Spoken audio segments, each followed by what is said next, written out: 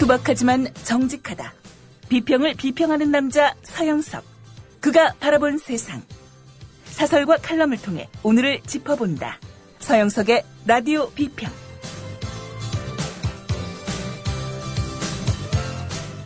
안녕하십니까, 서영석입니다. 2014년의 해가 밝았습니다.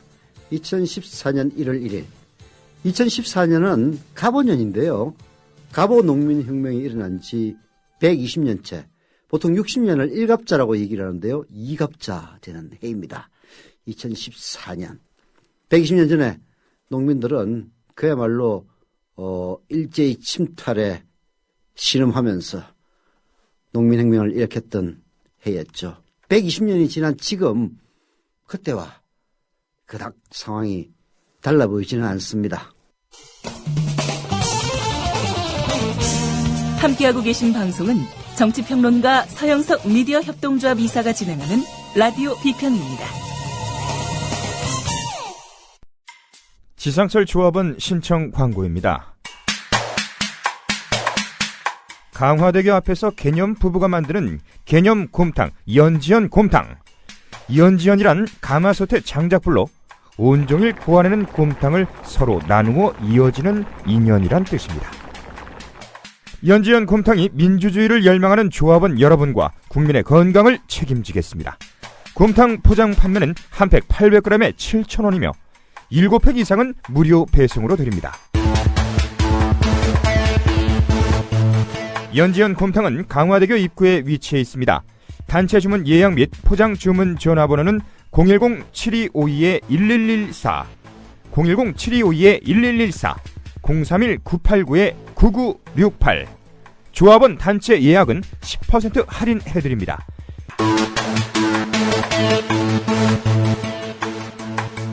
포장 판매 금액의 10%는 국민TV 후원금으로 쓰입니다. 다음은 무엇일까요? 겨울밤 야식으로 숙취와 감기 예방에 좋은 과일입니다. 겉은 쫄깃하고 속은 부드럽고. 정답! 반건씨? 네, 맞습니다. 국민TV 조합원 청도님이 직접 수확한 진시황 반건씨. 연말연시 명절에 선물 고민하지 마세요.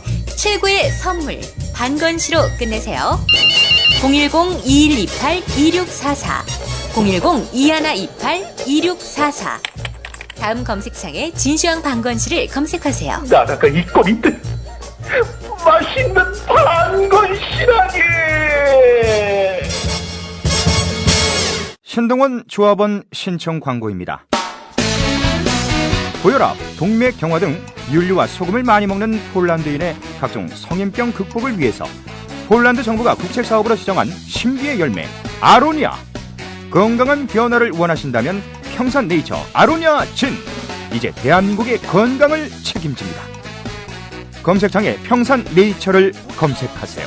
문의는 1661-2087, 1661-2087. 오늘은요, 1월 1일 신년을 맞이해서 라디오 비평에서 손님을 모셨습니다. 철도의 눈물이라고 하는 책을 내신 분이고요. 철도 노조원이면서 철도정책개건 연구위원인 박흥수 선생님을 이 자리에 모셨습니다. 안녕하십니까? 예, 안녕하세요. 네, 새해 떡국 드셨습니까? 예, 이제 먹어야죠. 사실은 다 구랍니다. 지금 녹음하고 있거든요. 예, 떡국은 조금 이따가 한 사흘 뒤에 먹을 예정입니다. 자, 오늘이 아니고, 오늘이라니까 좀 이상하군. 여하튼, 말이 약간 좀 앞뒤가 선호가 바뀌었는데요. 일단 1월 1일이라고 가정하고 얘기하겠습니다. 지난해 말, 철도노조가 여야의 중재에 의해서, 말하자면 파업을 푼다. 철도노조를 위한, 철도노조가 이제 철도를 위한 철도 발전위인가요? 철도 발전 소위를 국회에 구성한다. 예. 그래서 이게 제대로 되면은 파업을 풀겠다라고 합의를 했었는데요. 자, 이 부분에 대해서는 그 이후에 여러 말들이 많습니다. 또 정부의 술책에 넘어가는 것 아니냐. 이런 비난도 만만치 않은데요. 이런 합의를 이끌 수밖에 없었던 철도 노조의 입장 먼저 설명해 주시죠. 예. 뭐 20여일이 넘는 파업을 진행해 왔죠. 이 파업은 정부가 주장하는 철도 민영화 정책에 반대하는 국민들의 의지를 모아서 철도 노동자가 앞장을 섰던 파업이라고 보여집니다. 근데 이런 사회적 갈등이 일어나면 누구보다 먼저 이 정치권에서 더 중재를 나서고 해소하는 노력을 기울여야 되는데요. 사실 손들을 놓고 있었죠. 일부에서는 철도 파업을 정쟁에 이용하지 말라고 했는데, 그리고 민생에 힘을 쓰라고 했는데, 이 문제만큼 민생과 관련된 중요한 문제가 어디 있겠습니까? 네. 그런 측면에서 늦은 감이 있지만 정치권이 이렇게 나섰다는 것은 의미가 있다고 보여지고요. 네.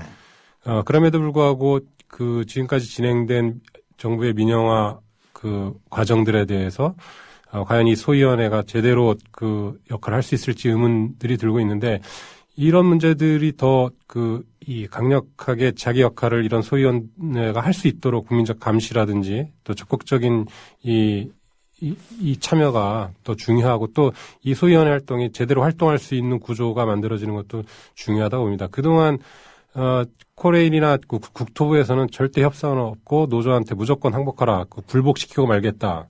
뭐 이런 측면에서 노조를 무력화시키거나 깨려는 의지도 갖고 있었거든요. 이런 철옹성 같은 과정에서 그나마 이렇게 소위원회라도 구성할 수 있었던 건 정말 다행이고요. 또 이 소위원회에 만족할 게 아니라 궁극적으로 지금 민영화 프로세스가 진행되는 이 철도 산업에 대해서 보다 국민적인 합의 과정을 가져나가는 것이 중요하다고 봅니다.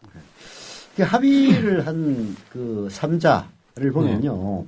결국은 새누리당의 국토위원회 위원인 김무성 의원, 그리고 민주당의 국토위원회 위원인 박희춘 의원, 그리고 철도노조 위원장인 김명환 위원장. 이 3자 아닙니까? 예. 이 3자 합인데 이 김무성의 이름이 있다는 데 대해서 많은 사람들이 좀 의구심을 또 갖고 있어요. 물론 이제 국토위원이니까 이제 나선 것 같기는 합니다만은 국토위원회 위원장도 아니고 왜 김무성이가 나왔는지 그거 좀 아는 거 있습니까? 뭐 제가 협상 과정에 직접 참여한 것도 아니고 이제 이 평조합원으로서 지켜보는 입장에서 말씀드릴 수밖에 없는데요. 네. 김무성 의원이 그래도 이 국토위 이 철도 정책을 관할하는 소관 상임위원회 소속이고요. 네.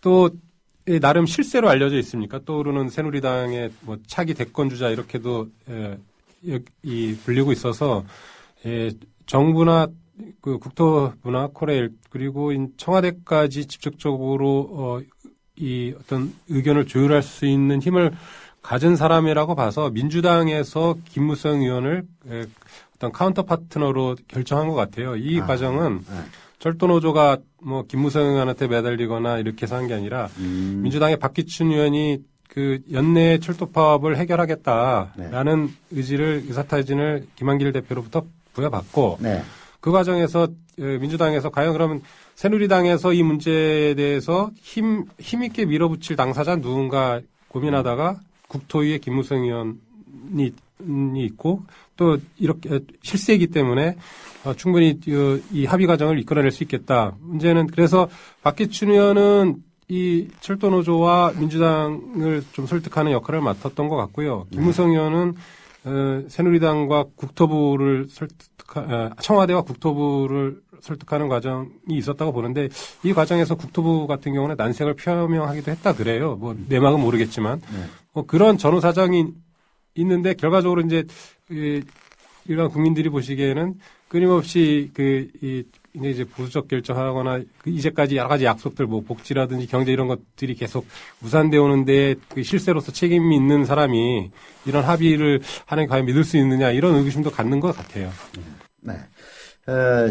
지난 토요일이죠. 작년 마지막 토요일이었죠. 그러니까 12월 28일 서울시청 앞 광장에는 거의 10만 명이 넘는 시민들과 노동자들이 모였었는데요. 대단했습니다. 뭐 영하 체감온도는 영하 10도 가까이 됐다고 그러는데 그게 10만 가까이 모였다면은 그게 어마어마한 시민들과 노동자들이 힘을 합쳐서 나왔다고 볼 수가 있고 그동안 뭐 언론 보도도 많이 있었습니다만은 과거 공공기관의 파업에 대해서 시민들의 눈초리는 차가웠었는데 이번 철도노조의 파업에 대해서는 허위적인 시선이 더 많다. 이런 것들이 결국은 이제 그 여야가 뭔가 합의를 이끌어낼 수 있는 그 요인으로 작용했다고도 보이는데요. 네. 그러면은 결국은 철도노조에 대한 이런 응원이 최고조에 달한 시점에서 철도노조가 뭔가 합의를 해줬다는 것도 후퇴로 보일 수도 있는 측면이 있는데 철도노조에도 무슨 사정이 있습니까? 뭐 사정이라기보다는 노동조합이 파업을 두세 달 계속 할 수 있는 조건은 아니라고 보고요. 네. 그럼에도 불구하고 이 철도노조가 파업을 20여일 이상 진행했던 것은 국민들이 성원과 지지가 그 어느 때보다도 그 노동자 스스로도 이게 세상이 변했구나 이렇게 느낄 정도로 굉장히 힘을 받고 또 노동자 스스로도 이 민영화 저지는 반드시 해야만 국민들에게 진짜 도움이 될 수 있는 철도를 만들 수 있겠다 이런 의지가 같이 상승작용을 거쳐서 유지됐다고 보고요. 아주 오랜 시간. 그리고 그 28일 날 이렇게 10만이란 인파가 이 철도노조를 응원해 주시고 했는데 그럼에도 불구하고 이 해를 넘기면서 계속 이 파업 투쟁을 이어가는 것들에 대한 부담도 물론 내부적으로 있었을 겁니다. 근데 그런 부담들은 정부의 어떤 이 불통, 또 국토부의 이런 이 소통 부재 이런 것들을 돌파해내면서 계속 장기적으로도 유지할 수 있다라는 각오가 있었지만 이런 이 여야 합의가 나오고 또 이런 과정에서 이 계속 유지하는 것보다는 향후 더 이 노조의 힘을 좀 정비하고 새롭게 민영화의 어떤 민영화 투쟁의 새로운 국면을 좀 맞이하자 이런 측면에서 일단은 파업을 접은 것 같습니다. 아마 국토발전 소위를 설치한다는 것이 합의문에는 들어있지는 않지만은 사실 누가 봐도 민영화 부분에 대해서는 뭔가 제동장치를 마련한다는 그런 그 의미가 이제 들어있으니까 네. 철도노조로서는 이런 진전된 합의를 바탕으로 파업을 한번 풀고 향후 진전에 따라서 다시 입장을 결정해 보자. 뭐 그런 의도라고 봐도 되겠네요. 예. 그러면은 오히려 당황한 쪽은 지금까지 아주 초강경 입장을 보여왔던 코레일이나 국토부가 아닐까 생각되는데 그쪽은 반응은 어떻습니까? 뭐 지금 그러니까 노정이 합의한 이런 부분들에 대해서 국토부는 뭐 금시초문이다 아직 자세하게 알려진 바 없다 이렇게 반응을 하고 있는데요. 그것은 이제 그동안 국토부가 철도노조의 어떤 합의는 없다. 이런 것들을 계속 일방적으로 얘기해왔고, 그리고 굴복을 강요해왔던 것이고요. 그리고 이 합의 과정 이전에도, 어떠한 논의 구조라든지 이 철도 산업에 대해서 노조나 전문가들의 의견을 국토부가 듣지 않았습니다. 일방 통행식으로 진행해 왔는데, 이런 소위원회에서 노조가 이 당사자로 참여한 적은 한 번도 없었거든요. 네. 그런 측면에서 공식적으로 이렇게 참여하는 것들에 대해서는 상당히 의미 있는 진전이라고 보는데, 국토부 입장에서는 굉장히 불쾌한 일이겠죠. 결국은 박근혜 대통령의 지시에 의해서 국토부와 코레일이 민영화를 위한 본인들은 민영화라고 얘기는 안 하고 있습니다만은 KTX 자회사 설립이죠, 그죠? 설립을 아주 강행 드라이브로 들어왔었는데 결국은 새누리당과 그리고 김무성 의원이 이제 브레이크를 걸은 그런 결과니까. 여권 내부에서도 보이지는 않지만 의견 충돌이 만만치 않았던 게 가깝긴 하네요. 예, 여권 내부에서도 지금 이 박근혜 대통령은 타협은 없다 이렇게 하고 그 이유가 공기업 개혁을 해야 되는데 철도노조와 이렇게 합의를 해버리면 네. 공기업 개혁 물 건너가는 것 아니냐 이런 식으로 계속 대응을 해왔고 그래서 어떠한 합의나 뭐 협의 이런 것도 필요 없다 강경책으로 일관했거든요. 네.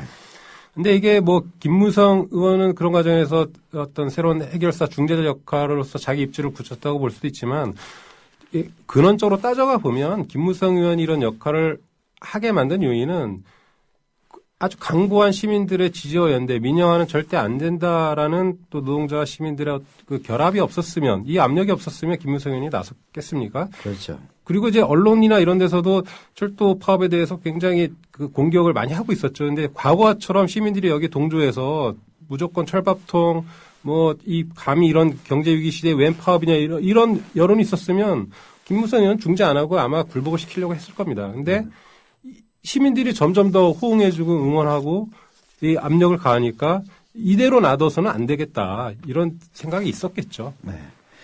결국은 어떤 협상도 없다. 그리고 원칙대로 한다를 공언했던 박근혜 대통령에게 뒤통수를 그야말로 친 격이 됐는데 저는 걱정이 오히려 이 합의가 야당이나 철도 노조에서 깨지는 게 아니라 새누리당 위에 있는 청와대나 국토부에 의해서 깨지지 않을까 오히려 더 걱정이 돼요. 그런 염려 같은 건 좀 있을 것 같아요. 저도 그게 걱정이 됩니다. 특히 이제 그동안 이 청와대의 정책 라인은 철도 산업에 대해서 잘 모른다고 보고요. 네. 결국 이 철도 산업 정책을 총괄하는 건 국토부 관료들인데 이 관료들의 정행이 굉장히 심각할 정도로 폐해가 많았습니다. 이 4대강 사업 말아먹고 과거 정부에 또 이 정부에서는 이어서 철도 산업까지 말아먹는 것 아니냐 국토부가 이런 비난까지 있는데 그런 과정에서 전혀 반성의 의미도 없고 심지어는 이 정책이 옳다고 어떤 그 종교적 확신까지 갖고 있거든요. 네. 그래서 국민들의 비판이나 전문가들의 의견들은 전혀 모르쇠로 일관하고 있는데 이렇게 합의를 구성하고 여러 전문가가 나오고 철도 당사자들이 노사 당사자가 이렇게 들어가게 되면 국토부는 이 여러 파트 중에 한 부분이거든요. 이렇게 되면 자신들이 정책을 총괄하는 입장이어야 되는데 의견을 내는 한 당사자가 되니까 굉장히 불편하고 불쾌할 거고 그 과정에서 끊임없이 과거에 일관된 방식을 고수하거나 자기 입장을 관철시키려고 할 거예요. 근데 요 소위 갖고 만족해서는 안 되고 이 소위의 활동을 바탕으로 더 적극적으로 이 철도 산업에 대해서 시민적 의견을 들을 수 있는 구조를 확대해야 된다고 보고요. 그런 측면에서 국토부의 이 전액을 막는 아주 작은 단초가 마련됐다고 보는데 이 소위 구성이 과연 제대로 굴러갈지는 아까 말씀하신 대로 이 국토부가 키를 잡고 있다고 봐도 무방할 것 같습니다. 뭐 어떤 그 방법을 쓰더라도 이미 면허 발급을 했던 그 수서발 KTX 자회사 설립 자체가 원천 무효되지는 않을 것 같은데 그 부분에 대한 전망은 어떻습니까? 기본적으로 이것은 여러 절차적으로라든지 과정상에 많은 문제를 갖고 있고 그리고 뭐 절차나 과정의 문제뿐만 아니라 담고 있는 내용도 굉장히 문제가 많기 때문에 근본적으로 취소돼야 된다고 보고요. 이 소위원회에서는 아마 이 면허가 타당한지 그리고 이 면허를 발급하는 행위뿐만 아니라 면허를 발급하기 위한 전제들, 그러니까 철도 산업에 대한 발전 방향, 국토부가 정한 발전 방향이 맞는지부터 원칙적으로 다시 논의를 해서 이 면허를 취소 문제까지 논의할 수 있는 구조를 만들어야 된다고 봅니다. 물론 국토부는 아주 강하게 반대하겠지만 그건 관료들의 속성이 있기 때문에 다시 한번 이 시민적 여야 정치권이나 시민적 힘으로 이런 것들은 압박을 가해야 된다고 봅니다. 이런 문제부터 논의를 한번 해보죠. 철도를 민영화라고 했다가 민영화에 대해서 여론이 안 좋으니까 이제 경쟁체제를 구축한다. 네. 이런 식으로 이야기를 하는 그 가장 기본 전제가 17조 1천억 원에 달하는 코레일, 즉 철도공사의 부채를 얘기를 한단 말이에요. 그런데 CBS 라디오에 나왔던 새누리당 전 비상대책위원 이상돈 중앙대 교수는 명예교수입니다. 이렇게 얘기를 했어요. 이게 공공분야 부채 폭증에서 가장 책임이 큰 부서가 바로 국토부다. 4대강 사업, 보금자리주택, 인천공항철도 이거 어디서 다 기획했느냐. 다 국토부가 한 것 아니냐. 이런 국토부가 무슨 체면이 있다고 공공분야 계획을 이야기하느냐. 국토부가 반성을 하고 국토부를 먼저 계획해야 된다라고 얘기를 했다는데요. 결국은 그 공개 부채가 폭증한 것은 이상돈 교수가 얘기했다시피 4대강 사업이라든지 보금자리주택이라든지 인천공항철도라든지 이런 것들이 쭉 1년에 실패하면서 공공부채가 폭증을 했고 특히 철도공사 코레일과 관련된 것은 인천공항철도와 관계 있지 않습니까? 예. 인천공항철도 민영화하면 나라 살림 필 것처럼 얘기하더니 인천공항철도 만들어서 6년 도록 계속 적자 보전액만 1조 원이 넘는다고 들었어요. 그렇게 하다가 도저히 안 되니까 코레일에 강제 인수시켜서 결국 코레일의 적자를 또 늘리게 한 요인이 되는데 이런 부채 17조 1천억 원이라는 국토부의 주장 철도 노조 입장에서는 어떻게 해석을 하고 있습니까? 저는 노조의 입장이라기보다는 이건 사실에 근거해서 정확히 분석을 해봐야 된다고 생각하는데 일단 그 전에 국토부가 여러 사업을 할 때 이런 사업을 하면 이렇게 바뀌고 이렇게 좋아집니다. 라고 하는 사례들이 있습니다. 4대강을 하든 인천공항철도를 놓든 근데 그런 국토부의 바람대로 만약에 현실화됐으면 한국이 천국이 됐을 거예요. 그렇죠. 예, 수십조 경제 효과, 강이 살아납니다. 철도 경쟁체제도 때문에 적자가 줄어듭니다. 근데 사실 다 거짓말이었고요. 네.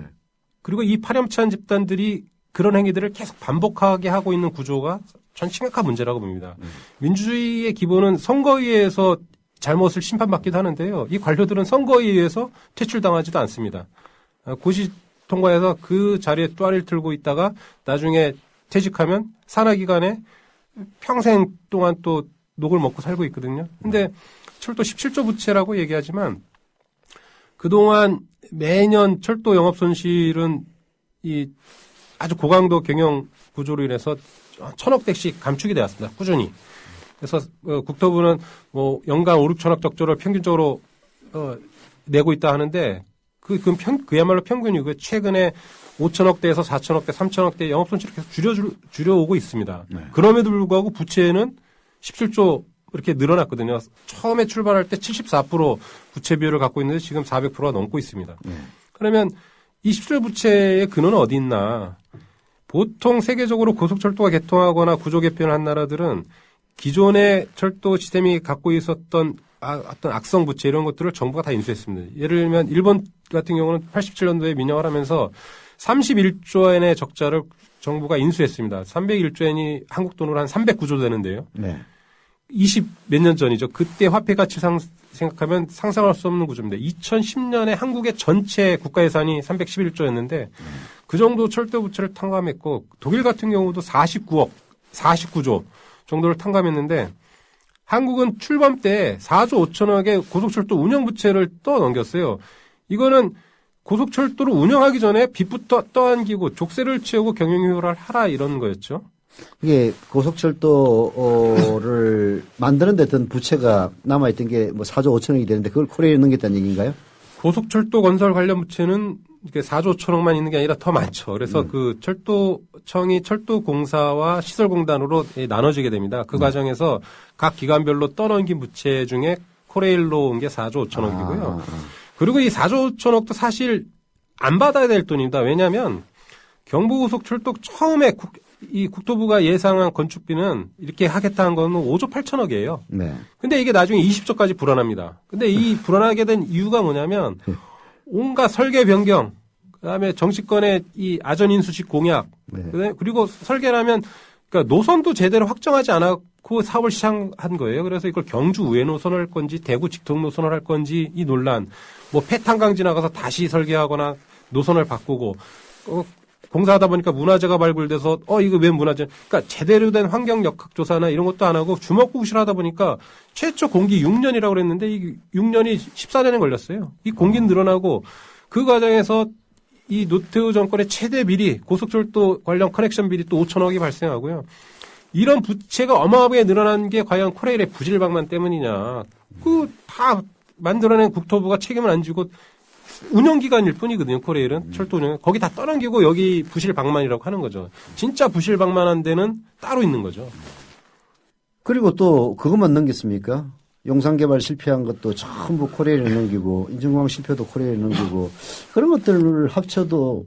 그러니까 인천공항 철도도 이제 그 넘기는데 기여한 사람이 지금 차관으로 있는 여영구 씨인데요. 네.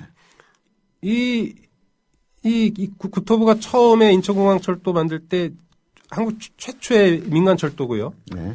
그리고 이 경쟁 체제로 진짜 좋은 철도라고 얘기를 했습니다. 그리고 효율적인 철도. 민간이 운영하면 진짜 이 코레일의 비효율이 비교될 거다라고까지 곳곳에서 얘기를 했는데요. 이 인천공항 철도 운행되다 보니까 외국 사람들로부터 블로그에 올렸는데 세계에서 제일 편한 철도다. 사람이 없어 누워간다. 막 이럴 정도로 비난을 받았거든요. 그리고 이런데 정책적 근거를 제공한 교통연구원이라는 악질적인 집단이 있습니다. 교통연구원? 예. 교통정책연구원 아닙니까? 한국교통연구원인데요. 한국교통연구원. 예.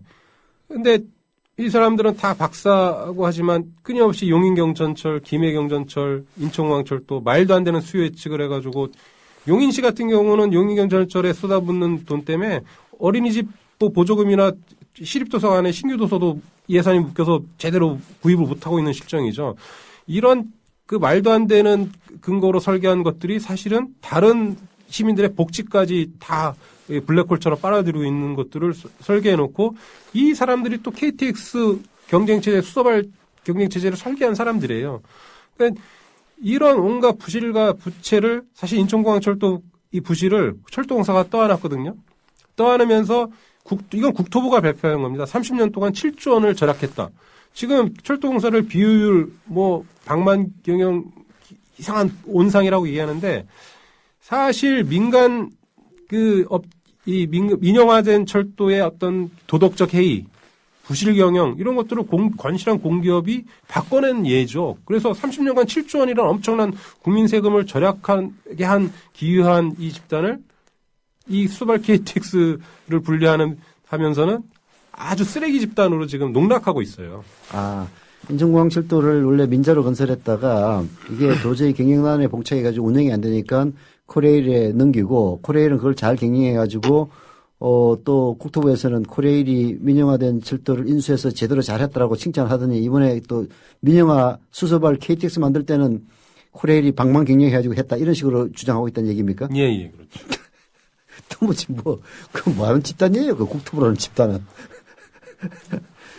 자. 이제 부채 문제는 결국은 코레일과 관계없는 부채들을 마치 코레일의 부채인 것처럼 그래서 코레일이 방만경영해서 또 방만경영을 하면은 경영 책임자들이 책임을 져야지 왜 노조가 책임을 져요. 그렇죠. 많은 분들이 사실 노동자는 열심히 일한 죄밖에 없거든요. 네. 방만경영은 방만경영진이 책임져야지 노동자가 왜 책임집니까? 그리고 그런 경영을 하게 만든 책임관리기관이거든요. 그리고 국토부가 계속 낙하산을 보냅니다. 아무것도 모르는 사람이 와서 쓸데없는 일을 벌여요. 그리고 그 부실을 다 전가시키죠. 그리고 그 인간은 정권 바뀌면 또 물을 놔버리고 그러잖아요. 예, 그렇죠. 그리고 온갖 악행을 저지르다가 떠나버리면 그 쓰레기를 다 내부에 또 치워야 되고 그래서 노조는 끊임없이 철도공사의 지배 구조를 좀 더 투명하게 이사회와 또 경영진들이 정말 철도사회 발전에 기여할 수 있는 다른 정치 욕심 없이 여기 있다가 잠깐 있다가 어떤 정치권에 가려는 이런 사람들 말고 진짜 철도에 몸바칠 사람들로 바꿔라. 그리고 노조도 이런 부분들에서 감시나 개혁을 할 수 있는데 보장하라. 이렇게 주장하지만 그런 구조는 절대 할 수 없대요. 여기 이러다 보면 어떤 부정이나 비리 또는 부실 이런 것들에 대해서 접근할 수 있는 기회조차 차단하면서 부실 방만 기업이 노동자의 책임으로 떠넘기고 있는 거죠. 근데 아까 그 교통연구원이라고 그랬습니까? 교통연구원? 흔히 많은 분들이 고통연구원이라고 얘기하고 있습니다. 교통연구원. 그거 재밌네요. 용인경전철 또 지금 용인시를 완전히 수렁에 빠뜨리는 용인경전철 아닙니까?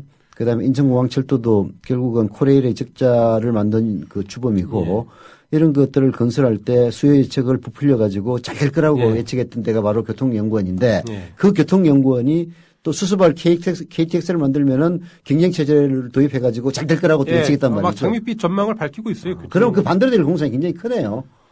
굉장히 큰 게 아니라 거의 틀림없는 건가? 예, 왜냐하면 그 사람이 사람도 과거에 살아왔던 행적을 보면 결과를 알 수 있는데 교통연구원이 그동안 했던 일들을 보면 진짜 호화롭게 장밋빛 치장을 한 사업이면 사업일수록 더 큰 재앙을 몰고 왔거든요. 지금 딴 건 다 필요 없습니다. 수소발 KTX만 신설돼서 코레일과 경쟁시키면 철도 산업의 모든 문제가 풀릴 것처럼 얘기를 하고 있습니다. 그렇게 간단한 구조가 아니거든요. 그렇죠. 그렇게 되면은 오히려 코레일의 적자는 더 늘어날 수밖에 없고 그러면은 코레일 노선을 민간에게 매각해야 된다. 이딴 소리 하려고 하는 것 같아요. 그게 코레일의 경영을 더욱더 악화시켜서 적자 노선을 매각해야 된다. 이런 핑계로 사실은 돈 되는 노선은 팔아먹고 돈 안 되는 노선은 안 팔리니까 우리가 책임져야 된다 해가지고 국민 세금으로 메꾸고 이게 완전히 일본 철도 민영화의 피해 아닙니까? 돈 되는 거는 다 민간이 다 처먹고 돈 안 되는 홋카이도 같은 거는 다 일본 정부가 계속 세금으로 대준다면서요. 그 일본 철도 같은 경우는 그 국토부 주장대로 따르면 경쟁에서 효율화됐다고 얘기하는데 그리고 수백 개의 철도 회사가 있다고 주장합니다. 근데 그 홋카이도에 있는 북쪽에 있는 회사랑 큐슈에 있는 회사가 경쟁합니까? 제가 경쟁사가 좋다고 남쪽에 사는데 그 몇 시간 비행기 타고 가서 그 북쪽 철도 탈 일이 없거든요. 그렇죠. 그리고 실질적으로 이 섬들, 그러니까 인구 밀집도가 많지 않은 섬들에 있는 회사들은 지금 다 적자입니다. 적자고 또 민간의 회사이기 때문에 유지보수에 대한 투자 비용을 아끼느라고 제대로 보수도 안 해서 지금 일본 국토교통성에서는 이 유지보수 안 돼가지고 사고가 많이 나니까 긴급 보수 명령을 내렸어요. 그리고 민간회사가 돈이 없으니까 정부 자금 지원책도 모색을 하고 있습니다. 결국 민간회사 이런 거죠. 나 돈 없어 그러면 정부가 보조를 해주거나 아니면 요금을 올리는 거거든요. 지금 국토부가 서발 KTX 개통되면 요금 낮추겠다고 발표를 했지만 내부적으로 어떤 연구 용역을 했냐면 이것도 교통연구원이 위반한 겁니다. 한국철도에 이 열차 등급을 나누고 고속과 중고속, 예를 들면 KTX나 지금 춘천 다니는 ITX 이런 고속 열차들에 대해서는 요금 상한제를 없애겠다 이런 연구용역을 발표하고 결과를 내놓고 이걸 시행하려고 추진 중이거든요. 요금 상한제를 없애겠다는 것은 요금 인상을 하겠다는 거거든요. 그리고 상한제가 없기 때문에 얼마든지 인상시키겠다는 거예요. 그리고 하는 주장이 KTX 같은 경우는 특별 서비스이기 때문에 그리고 일반 철도는 서민들이 이용하고 이건 특별 서비스이기 때문에 수익자 부담 원칙에 의해서 요금을 올려도 이용할 사람은 이용해야 된다 이렇게 얘기하는데 지금 서울역 가면 전광판에 보세요. 다 KTX고 어쩌다가 새마을호 일반 열차 끼어 있거든요. 어떤 게 보편적 서비스입니까? 근데 이런 이미 보편적 서비스로 등장한 철도 시스템에 대해서 요금 상한제를 없애겠다. 이게 영국식 모델이거든요. 영국은 규제 요금과 비규제 요금을 둬가지고요.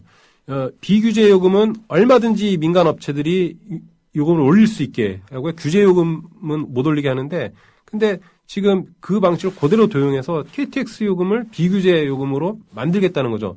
그래서 정부가 이 물가정책상 요금 규제도 할 수 없게 되면 이 회사들은 결국은 효율화의 실체는 뭐냐. 요금 올려서 적자 메꾸겠다는데 그런 효율화면 아무나 가서 할 수 있는 거죠. 그럼 그건 경쟁체제가 아니네요. 그게 경쟁체제라는 거는 같은 노선을 네. KTX라는 회사와 뭐 PTX라는 회사를 만들어가지고 네. 서로 가격 경쟁을 한다든지 KTX가 2만 원 하면은 PTX는 예. 16,000원을 한다든지 예. 이래야 경쟁이 되는 건데 아니 무슨 그리고 제대로 경쟁을 하려면 예. 노선을 같이 이용하면 안 되고요. 하나 선을 더 만들어서 예. 두 회사가 진짜 요금이랑 서비스가 어디가 좋은지 이렇게 해야 되는데 근데 우리나라에서 그게 말이 돼요. 근데 우리나라뿐만 아니라 세계적으로도 똑같은 곳에 두 트랙을 놓는다. 이건 말도 안 되는 발상이죠. 그렇죠. 왜냐하면 이게 고속철도 킬로미터당 단가비가 우리가 상상을 초월하는 예. 몇백억, 몇천억씩 들어가는 이 건설비를 대고 누가 그 민간이 그 건설해서 들어오겠습니까? 안 되거든요. 경쟁치자라는 건 말이 안 되는 얘기인데 그러니까 그걸 경쟁이라고 주장하는 이유가 뭡니까 도대체? 철도 산업에서는 제대로 된 경쟁이 구현될 수도 없고 네. 그리고 경쟁을 통한 효율화는 허구다. 네. 예, 이런 게 일반론적인 얘기입니다. 근데 여기에 경쟁만 도입하면 효율화된다고 하지만 사실 경쟁이 발생하지 않는데 도입한다 그러거든요. 그렇죠. 가능하지 않은 걸 가능하겠다고 하는데 무슨 마술사도 아니고 정말 답답한 현실이죠. 그 이상돈 교수 얘기 아침에 들어보니까 그러더만 미국에서도 원래 철도를 민간 기업들이 다 했는데 이게 철도라는 게 좀 사실 그 특히 미국처럼 나라가 넓은 나라에서는 항공기하고 경쟁이 안 되잖아요. 예. 그래가지고 70년대 다 망했대요. 60년대 민간 기업들이 다 파산해가지고 닉슨이 대통령이 했던 1971년에 예. 공기업을 만들어서 그게 뭐 암트랙인가 하는 회사인데 철도를 다 인수해가지고 지금은 그렇습니다. 공기업이 다 돼 있다는데 예. 이미 1960년대 70년대에 사기업이 공기업으로 넘어온 걸 갖다가 우리는 지금 2010년도에 그걸 갖다가 다시 민간 기업으로 돌리겠다는 이런 발상을 하는 게.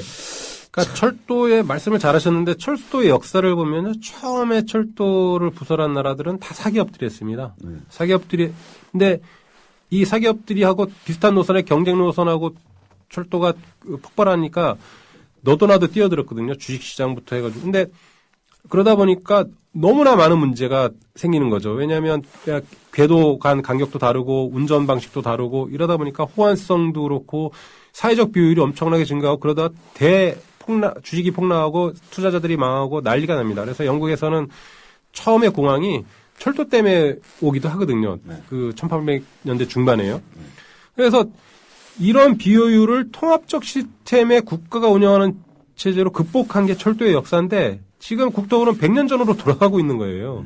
이거 말도 안 되는 발상이죠. 네. 자, 또 저기 국토부에서는 뭐 철도를 계획해야 된다. 오늘 하면 계획해야 되는데 누가 반대할 사람 누가 있겠어요. 그러나 계획을 하는 방향이 옳아야 그걸 갖다가 찬성하는 건데 그 엉터리 계획 운운하면서 뭐 이런 얘기 했지 않습니까? 철도노조가 귀족노조다, 연봉이 6천만 원이 넘는다, 뭐 대물림 고용을 네. 한다, 또 뭐 기타 등등 이런 얘기들이 있는데 그 부분을 하나씩 짚으면서 사실과 허구를 한번 좀 구분해 주시죠. 그러니까 대표적으로 현호석 부총리가 얘기한 게 이 코레일은 세습제가 돼가지고 그 노동자의 그 자녀들이 그냥 채용된다. 특채된다. 이런 예, 얘기죠. 특채된다. 이런 건 가장 악질적인 거짓말이고요. 악질적인 거짓말이다. 예. 사실은 어떻습니까? 그런 이해가 없습니까? 장관이 그런 얘기를 대놓고 하면 안 되고요. 사실관계 다른데. 근데 네. 특히 몇 건 있었다. 옛날에 공무원 시절에 공무원, 그러니까 철도공사로 가기 전에. 철도청 시절에 예. 많은 분들은 잘 모르시겠지만은 제일 위험한 직군이 지금 소방직으로 알려져 있지 않습니까? 네. 일반적으로 공무원 네. 사회에. 소방공무원이 제일 위험하다고 예. 알려져 있죠. 화재 진압하다 많은 순직. 근데 특정한 90년대 중반에는 소방공무원보다 더 많이 순직했던 적도 있습니다. 철도에서의 철도공무원이. 예, 사고는 단순한 경상이 아니에요. 한번 사고 나면 그렇죠. 아주 끔찍한 대형사고죠. 사고를 내서 작업을 하거나 이렇게 그 업무 중에 이 사망하는 순직 사고가 발생했습니다. 그러면 그런 순직한 분들의 가족들은 졸지에 생계 수단이 없어지는 거거든요. 그래서 그렇게 사고로 돌아가신 분들의 자녀나 배우자들을 특채해서 이분들에게 그 생활을 계속 영위할 수 있게 해주자. 근데 그래봤자 한 해에 많지 않아요. 네. 근데 이마저도 공사가 되고 폐지됐습니다. 뭐 일반 노조원들의 자녀는 원서를 내면 뭐 특채되고 이런 구조가 전혀 존재하지 않는데 마치 철도노동자 자녀들은 철도공사에 바로 특채되는 것처럼 거짓 허위 사실을 경제부총리가 얘기하는 건 이건 말이 안 되는 거죠. 이게 정리하면은 코레일, 즉 철도공사죠 지금은. 예. 철도공사 이전에 철도청, 즉 공무원 시절에 순직 공무원의 자녀들이 특채된 경우가 몇 번 있긴 있었지만은 그 수는 적었고 또 공사화한 이후에는 그런 사례가 전혀 없다. 이게 진실이란 말이죠. 예. 그런데 그 현호석 부총리는 미친 사람도 아닌데 왜 그딴 얘기를 했을까요? 뭘 몰라서 그렇게 얘기한 건가요? 아마도 그 국토부에서 이 불러준 자료를 그대로 그 얘기한 것 같은데요. 네. 과거에 그렇게 또 사고가 많이 났던 것은 제가 그 90년대 중반에 기관사들이 어떤 요구사항을 냈냐면 한 달에 하루 정도 휴일이 있었거든요. 일주일에 한 번만 쉬게 해달라 다른 노동자들처럼. 휴일도 없고 끊임없이 밤샘 근무, 그러니까 평균 일반 노동자들보다 약 1.8배의 노동시간을 갖고 있었고요. 거기에 대한 공무원이기 때문에 그 어떤 월급에 대한 보상도 없는 상황에서 과거에는 그 정년퇴직하면 바로 돌아들 가셨어요. 너무 힘들어서 일이. 근데 이제 공사화되면서 근로기준법이 적용되고 이 주당 40시간 근로제가 강제 적용받다 보니까 조금 이 시간이 있었는데 그전에 그런 것도 없어서 과로사도 많이 했고요. 근데 이렇게 철도 현장에서 일하다가 숨진 분들한테 갑자기 생계 수준이 없어진 가족들을 극히 일부를 채용하는 것들은 이거는 도덕적으로 비난받을 일은 아니라고 보는데 현호석 부총리는 그런 사정 아무것도 모르고 아주 그 쓰레기 집단이 자기 기득권을 챙기고 있다 이런 식으로 국민들을 호도하고 있는 거죠. 했었죠. 그런데 경제부총리가 사실관계 또 제대로 파악을 못하고 그딴 얘기를 한다는 게 그 부총리 자격이 있는 거예요. 하여튼 대물림이라는 거는 순 사기고 구라라는 거는 방금 말씀에서도 드러났고 그 외에 또 다른 귀족노조를 하는 그런 부분은 어떻습니까? 코레일 직원들이 가장 억울해하는 게 자동 승진제입니다. 네. 앉아 있으면 자동으로 승진한다. 네. 이건 진짜 참 제가 들어도 참담한데요. 철도 공사에 들어오면 6급직으로 시작합니다. 6급에서 5급, 5급에서 4급, 3급에서 3단계를 진급하는데 이걸 자동으로 진급하자고 노사가 합의를 했어요, 과거에. 근데 사측도 합의하게 된 원인이 있습니다.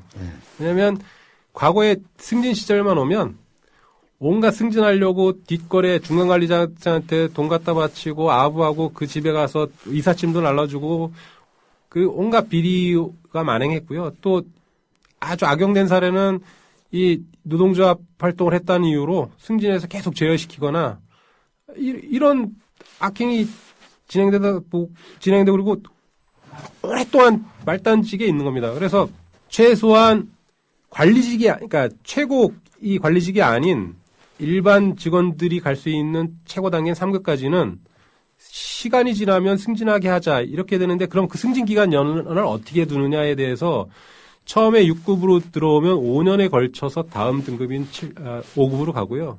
그 다음에 7년 걸쳐서 또 다음 등급 가고요.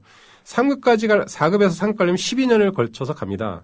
이 말은 무슨 말이냐면 보통 요즘 이 신입사원들이 대학을 졸업하고 군대 갔다 오거나 아니면 여성분들의 경우는 대학 졸업하고 오면 20대 후반에서 30대 초반입니다. 그럼 자동승진제에서 최고까지 가려면 최소 24년이 걸리는 거죠. 그리고 이보다 빨리 진급하는 예도 없어요. 그럼 이분들이 자동승진에서 3급 정도 되면 50대 중반이 되고요. 그러다가 퇴직하는 겁니다. 이게 뭐냐면 일반 순경으로 들어오면 다 그 고위직 안 가고 말단 경사로 퇴직하잖아요. 그런 거랑 똑같은 거거든요. 근데 이게 자동승진이라는 게 뭐 큰 그 잘못이 있는 제도가 아니구만요. 한마디로 얘기하면. 예. 그리고 이게 자동승진한다고 해서 뭐 업무 추진비가 붙거나 판공비가 붙거나 뭐 이런 게 아니라 6급 기관사가 5급 기관사 되는 거고요. 그거에 따라서 급여에서 기본급만 그 급수에 따라 배정되는 거지. 이게 뭐 호의호식하거나 일을 안 하거나 승진되면 고위직 가서 일을 하는 게 똑같이 일을 하는 거죠.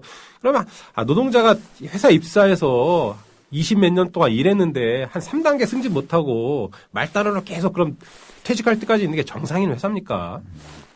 자동승진이라는 게 별게 아니구만. 한마디로 6급, 5급, 4급, 3급 4단계를 올라가는데 승진 연한에 따라서 5년, 7년 이렇게 하다 보면은 20몇 년이 걸리고 20몇 년까지 가봤자 결국은 상급으로 올라가는 것에 불과한 거 아니에요. 예. 그리고 그 자동승진제라는 게 나왔던 것도 노조 활동을 한다든지 회사에 밑보이면은 승진도 안 시켜주고 계속 밑바닥에 깔아앉아 놓으니까 그런 걸 극복하자. 다음에 또 부정비리도 심했죠. 그건. 예, 특히 진급 비리와 관련해서 뭐 심지어는 그 인사권자가 있으면은 그 뭐 이삿짐까지 날라다 주고 집에 청소까지 해주고 이런 폐단을 시작하기 위해서 만들어 놓은 건데 그걸 갖다가 지금 기종 노조가 앉아만 있으면은 제대로 승진한다. 그런 거 쓰는 언론들 있으면 거기 가가지고 6급 기관사부터 처음부터 시작해서 한 20몇 년 동안 자동 승진하라고 시켜야 되겠네요. 참 이게 진실이라는 거는 너무나도 참담한데 그거를 포장해 놓으면은 진짜 그렇죠. 무슨 귀족인 것처럼 보이는 것도 참 문제긴 해요. 그러니까 국토부가 철도공사 연봉이 6천만 원대라고 그러면서 그 이제 고속버스에 이 매표소 안내원 여자분들은 2천만 원이면 된다 그래요. 근데 제가 어제도 이제 뭐 방송에서 이제 제 이 월급표를 공개했는데 제가 19년을 재직했고 군대 호봉까지 하면 21년 경력이 있거든요. 그래서 제가 4급 21호봉인데요. 네. 그러면 한 회사에서 20년쯤 근무했는데 제가 올해 총 연봉 이 출력을 해보니까 6,100만 원인데 세금 뭘 다, 그러니까 원천징수액 있죠? 세금이랑 의료보험 이런 걸 다 빼고 나니까 5,004만 원을 집에 갖고 갔더라고요.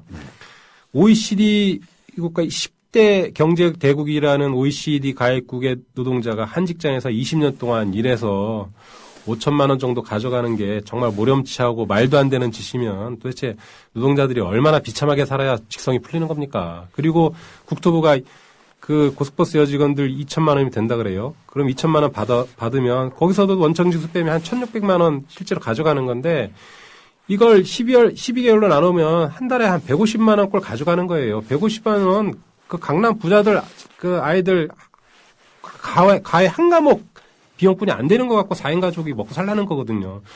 정말 정부 관료들은 그런 말 해서는 안 된다고 봐요.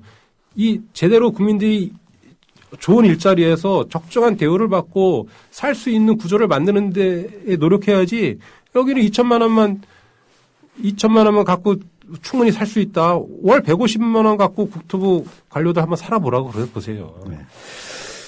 자, 새해 철도노조의 우리 박흥수 철도정책연구위원님을 모시고 얘기를 나눠봤는데요. 엉터리 경쟁체제가 아닌 방법으로 코레일이 거듭날 수 있도록 기원을 합니다. 예, 고맙습니다. 나와주셔서 감사드립니다. 예, 고맙습니다. 네.